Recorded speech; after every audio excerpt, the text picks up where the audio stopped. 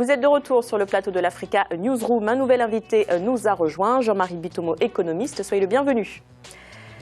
Et nous sommes toujours en compagnie de Jessica Mani, entrepreneure agricole et contributrice intellectuelle pour la plateforme Afrique Grenier du Monde, ainsi que notre éditorialiste Gratien Roukindikiza. Place au dossier du jour.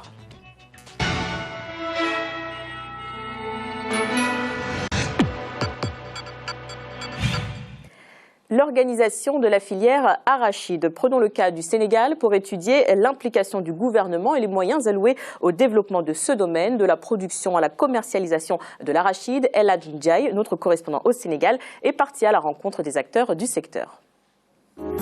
Située à 190 km de la capitale sénégalaise, Kaolack est l'une des régions centres du pays.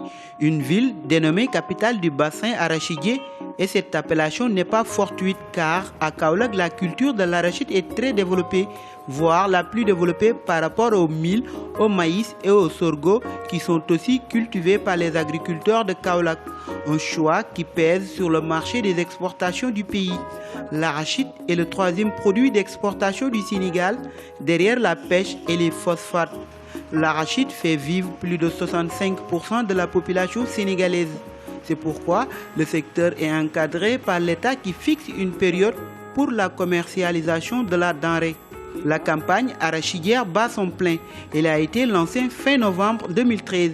Elle va se poursuivre jusqu'en mars-avril 2014. Cette année, la production est jugée exceptionnelle avec près de 800 000 tonnes, mais la campagne a été perturbée au début à cause d'un désaccord entre huiliers et paysans. Les producteurs sénégalais d'huile d'arachide redoutent une pénurie car les cultivateurs préfèrent exporter que de vendre leurs produits aux huiliers locaux, ce qui a installé une tension entre les deux parties. Il y a un problème de découlement de la production qui est causé par plusieurs causes d'ailleurs. Le refus des huiliers d'acheter l'arachide parce qu'ils disent que le prix n'est pas concurrentiel sur le marché international. Et ça aussi, les producteurs le nient, ils le refusent aussi, puisque eux aussi, ils calculent leur coût de production. Conséquence, les paysans ont du mal à écouler leur production. Ils se tournent donc vers le marché parallèle qui a aussi ses contraintes. Je suis complètement déçu du rendement. J'ai acheté les semences très chères et après la récolte, je n'arrive pas à vendre car les prix que l'on me propose ne m'arrangent pas. J'ai une famille et beaucoup de charges. Je ne sais plus que faire. Je vais désespérément vers le marché hebdomadaire. Chaque partie essaie de justifier sa position. Malgré la production record de cette saison, les huiliers parlent de déficit dans l'approvisionnement. Les femmes qui s'activent dans la transformation artisanale de l'arachide aussi ne sont pas épargnées par ces perturbations. Le groupement intervillageois des productrices voit un ralentissement de ses activités. Le marché qui existe est un véritable problème. Si tout ce qu'on transforme était vendu, on n'aurait pas de soucis. Maintenant, on ne peut vendre que dans les fiaras, les marchés hebdomadaires, les foires et on n'arrive pas à s'en sortir. C'est pour cela on propose d'acheter le kilo à 130 francs CFA. Le pire est que quand tu prends un prêt et que tu n'arrives pas à rembourser, tu es dans d'énormes difficultés et le marché international ne nous facilite pas la tâche. C'est pour cela que l'État du Sénégal devrait prendre des mesures. Pour trouver des solutions à ce problème, l'État prône la concertation. Une rencontre a été organisée avec les huiliers le 10 janvier dernier. Après plusieurs semaines de négociations, un terrain d'entente a été trouvé. Selon les termes de l'accord, les huiliers ont fini par accepter le prix fixe à 200 francs le kilogramme en lieu et place des 130 francs que les huiliers avaient proposés. L'État a décidé de ne pas faire de subvention sur la base d'un différentiel du prix, mais sur la base de l'exploitation réelle. Et sur cette base, l'État va voir si l'huilier effectue des pertes au mois d'octobre 2014, sur la base de ces paramètres-là. L'État va créer un fonds de soutien au niveau de son budget, lequel fonds de soutien va être doté de provisions, et ce sont ces provisions qui interviendraient en cas de perte. Il a été convenu que le ministère des Finances aidera les industriels à avoir les financements nécessaires à la collecte de l'arachide, tandis que l'État accompagnera pour la recherche de débouchés pour l'huile d'arachide. Par ailleurs, le président du CCPA, le cadre de concertation des producteurs d'arachide, a également souhaité que les productions soient transformées et consommées sur place, au lieu d'essayer de conquérir le marché international où le produit local manque de compétitivité. Nous avons dit que ce n'est pas ça la solution. Un pays ou une filière ne peut pas se développer uniquement sur la base des fluctuations internationales. Donc il faut encourager la préférence nationale, la consommation locale, la structuration primaire. On va dans un monde, on ne peut plus être dépendant du monde extérieur. Il va falloir qu'on réfléchisse sur les voies et moyens pour transformer nos propres produits, pour créer une valeur ajoutée et au finish encourager la consommation locale. On est dans cette dynamique-là et puis je pense qu'on va y parvenir d'ici quelques temps. Dans ce secteur, les failles ne manquent pas et toutes les parties le reconnaissent. Aujourd'hui, la filière arachidière est relativement malade et il y a nécessité de faire une réflexion en amont et en aval par rapport à la filière et de lui apporter les réformes indispensables. Et ces réformes touchent d'abord le système de commercialisation. Le système carreau-usine aujourd'hui semble être fondamentalement remis en cause. Un système qui assure une présence effective et responsable des producteurs dans tous les circuits de commercialisation. Et enfin, un système qui permette à l'État et à l'ensemble des opérateurs d'avoir des mécanismes de contrôle et de suivi de la campagne de commercialisation. L'État étant le principal arbitre, est appelé à trouver des solutions durables. Elle consiste à redynamiser le marché de la transformation et la consommation locale. Le rôle de l'arachide dans l'économie du Sénégal n'est plus à démontrer. Une bonne organisation du secteur permettra à chaque partie de trouver son compte. Alors un petit tour de table classique pour connaître les points qui ont retenu votre attention. Commençons avec vous, Jean-Marie Bitomo. Le point essentiel que j'ai retenu là-dessus, c'est de construire des filières internes, qui soient des filières performantes, dans la mesure où jusque-là, on privilégie beaucoup l'exportation dans nos agricultures, alors que nos agricultures, c'est le secteur dont on a le plus besoin. Il y a eu des financements, si vous voulez, qui ont été faits des années précédentes, mais ça n'a pas donné grand-chose, dans la mesure où, le plan dont on vient de parler là, il y en a eu un qui date déjà de 1995. C'est-à-dire dans le dispositif de la réduction de la pauvreté, si vous voulez, au niveau du Sénégal. Ça n'a pas donné de résultats en tant que tel. Et les filières, si vous voulez, en privilégiant tout ce qui est exportation, on abandonne, si vous voulez, les emplois que peuvent créer des filières complètes constituées dans le pays. Et vous, Jessica Mani? Ce qui m'a retenu dans le reportage, c'est surtout sur la transformation artisanale, sur le besoin de tous les acteurs de cette filière arachidière de trouver un moyen pour se développer. Sachant que, c'est comme ils ont dit, il n'y a plus à discuter que l'arachide contribue beaucoup au niveau de l'économie du Sénégal et ça a un impact sur 3 aspects. L'aspect agronomique, parce que c'est déjà une plante qui enrichit le sol, l'aspect nutritionnel qui a une grande valeur en protéines parce qu'il y a beaucoup de familles qui se procurent de leurs besoins en protéines avec cet aliment-là qui est une alimentation de base dans nos populations. Et enfin, l'aspect économique, parce que l'arachide avec sa large gamme de produits et de sous-produits, contribue à l'alimentation humaine, animale et industrielle. Au niveau de l'industrie, il n'y a plus rien à dire. Mais au niveau de la transformation artisanale, il y a des améliorations à apporter.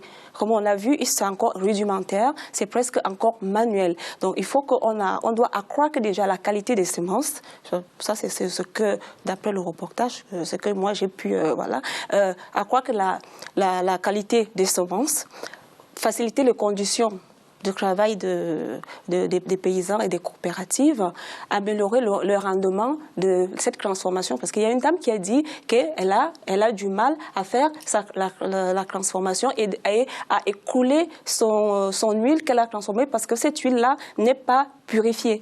elle est impure, elle est pas bien traitée. Et enfin, faciliter la commercialisation de l'arachide sur le marché de la sous-région. Et ne pas compter uniquement, comme le disait Jean-Claude, si on veut évoluer, on doit d'abord se nourrir nous-mêmes au niveau de nos propres pays, au lieu de toujours importer ou exporter. Donc ça c'est... Gratien, que vous inspire le modèle du Sénégal? D'abord le modèle, je trouve... des failles, notamment au niveau quand ils disent que les subventions, il faut subventionner à l'export. Or, on voit bien que de l'autre côté, ils veulent la consommation locale. Ça voudrait dire que finalement, les commerçants vont être tentés plus à exporter, même à vider le marché local, parce que c'est là où il y a les subventions. Ils devraient subventionner au niveau soit de la production, même au niveau du transport pour réduire les coûts, pour qu'ils diminuent les coûts de revient, pour que l'huile soit sur le marché, soit concurrentielle. Ce n'est pas normal que l'huile d'arachide qui est produite au Sénégal soit concurrencée par d'autres qui viennent d'autres pays. C'est-à-dire qu'ils ne peuvent pas aller conquérir le monde avant de conquérir le marché local. L'État devrait voir la façon d'aider, de subventionner, non pas au niveau de l'export. Excusez-moi, Gratien, sachant aussi que il y a des gens qui viennent acheter au Sénégal le produit à plus de 20% directement aux agriculteurs, ce qui pénalise les producteurs d'huile, parce que quand eux, ils vont acheter aux paysans l'arachide, ça ne les arrange plus. Donc, du coup, les producteurs d'huileries au Sénégal, ils menacent d'arrêter la production, ça menace l'emploi. Donc, il faut trouver un terrain, il faut que l'État trouve un terrain d'entente pour qu'ils stabilisent, comme ils l'ont fait déjà d'ailleurs, qu'ils stabilisent ce prix d'arachide dans l'entente de tout le monde et surtout comme les producteurs ont demandé, une autorisation sur l'importation à l'étranger. Vous soulignez un point important, Jessica Mani, au niveau justement du problème des prix, mais qui fixe les prix? Est-ce que les agriculteurs ont tout de même une petite pression? Les agriculteurs, en fait, ce n'est pas eux qui fixent les prix, puisque si vous voulez, sur ces marchés-là, ce sont les prix mondiaux qui jouent. Donc à partir de là, on se cale sur les prix mondiaux et nos pays ont pris l'habitude, si vous voulez, de pouvoir de jouer sur le différentiel qu'il y a entre le produit qui nous provient des recettes de l'exportation et les produits que nous avons au niveau interne. Alors qu'on devrait faire la chose suivante, c'est de créer des filières industrielles. Ces filières industrielles vont contribuer à créer des emplois.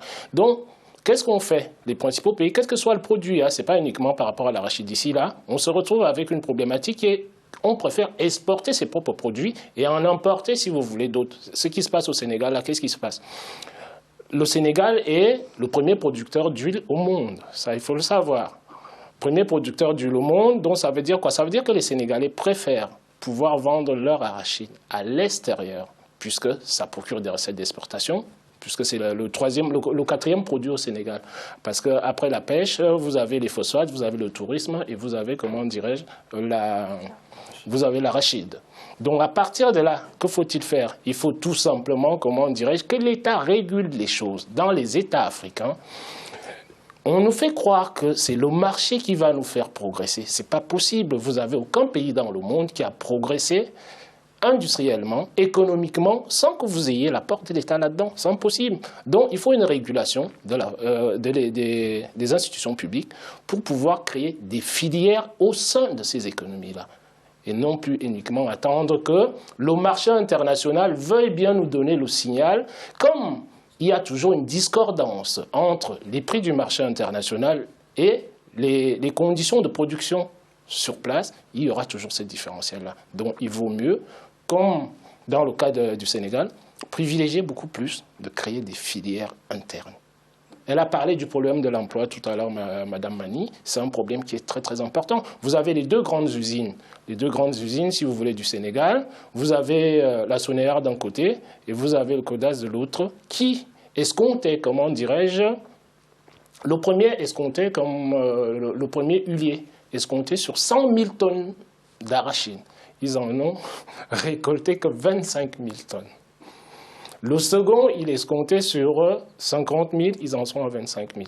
Il y a le phénomène qu'elle vient aussi d'aborder là, à savoir que vous avez les investisseurs étrangers qui arrivent, à savoir, vous avez les Marocains, vous avez les Chinois, vous avez les Vietnamiens, les Russes qui arrivent et qui vont acheter, si vous voulez, directement aux producteurs sur les champs.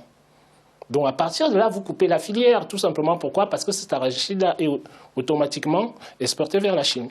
Jessica Mani, comment s'organise l'activité des agriculteurs sur place? Comment font-ils, par exemple, pour proposer leurs produits à l'export? Peut-être nous faire part de votre expérience. Je suis camerounaise, donc je ne peux pas vraiment aller dans ce qui se passe au Sénégal parce que... On élargit le débat, pas forcément fait sur le Sénégal. Donc, en tant que déjà agricultrice, il y a... comme le disait Jean-Claude tout à l'heure, tous ces structures, ces exportateurs qui arrivent pour acheter directement chez l'agriculteur, je suis désolée si j'ai ma plantation et je me retrouve avec quelqu'un qui me donne 20% de plus de ce qui est sur le marché, je vais prendre. Donc, ce que je préconise, c'est vraiment, il faut qu'on dise que il faut qu'on amène la culture. Il faut qu'il y ait des structures pour récolter convenablement la production des paysans. C'est ce que moi je préconise, au lieu de laisser n'importe qui arriver dans des plantations et acheter comme il veut. Gratien. Oui, il y a ce problème d'achat de matières premières aux paysans et la vente des produits finis. Si les voisins du Sénégal peuvent acheter 20% plus, si les Chinois ou les Russes viennent acheter plus chez le paysan, c'est qu'il y a un problème de marge quelque part, quelqu'un qui prend beaucoup plus au niveau des intermédiaires. Est-ce qu'au niveau du Sénégal, il n'y aurait pas beaucoup plus d'intermédiaires, il n'y aurait pas un problème de gestion pour que le produit fini soit plus cher que le produit? Les Chinois, ils prennent l'arachide, ils vont transformer et vendre, c'est-à-dire que les Sénégalais ne pourraient pas concurrencer les Chinois chez eux avec les arachides achetés au Sénégal. C'est surtout ce problème. L'État devrait revoir les marges des intermédiaires, réduire les intermédiaires aussi et éventuellement voir comment ils peuvent mutualiser les systèmes de transport pour réduire les coûts. De cette façon, ils pourraient payer aux paysans le même prix que les Chinois. Les paysans vont préférer les nationaux si on donne la même chose. Et du coup, les voisins aussi ne viendront pas acheter au même prix que les autres. Ça se passe au niveau des arachides. Ça se passe aussi dans d'autres pays au niveau du café, où on trouve un pays qui produit le café et c'est un pays voisin qui en profite parce que le pays voisin est bien organisé, donne un bon prix aux paysans. C'est ce problème qui se pose. Justement, j'aimerais relever un petit point. Comme vous m'avez demandé par rapport à mon expérience personnelle, au niveau du Cameroun, ça se fait, c'est très pratique et très courant que quand on fait une culture, il y a les pays voisins, notamment le Gabon, le Congo, la Guinée équatoriale. Personnellement, dans mon premier plan de commercialisation, je privilégie ça parce que je sais que ça m'évite les problèmes de stockage, les problèmes de transport. Je préfère quelqu'un qui vient directement dans mon champ et il me dit un mois avant ma récolte, je prends tout le champ à tel prix. Je peux perdre une certaine marge, mais je me dis ça peut être gagnant, ça peut être aussi perdant. C'est un jackpot qu'on fait parce qu'on ne sait pas un mois après ce qui peut se passer. Donc, je privilégie cette personne qui vient sur ma plantation et qui me dit je prends toute votre production à hauteur de temps. On a vu l'exemple du Sénégal. Prenons celui du Cameroun. Comment cela se passe au Cameroun? Comment jugez-vous de l'implication du gouvernement? Je ne suis pas vraiment très impliquée dans le rapport avec le gouvernement parce que je m'autofinance.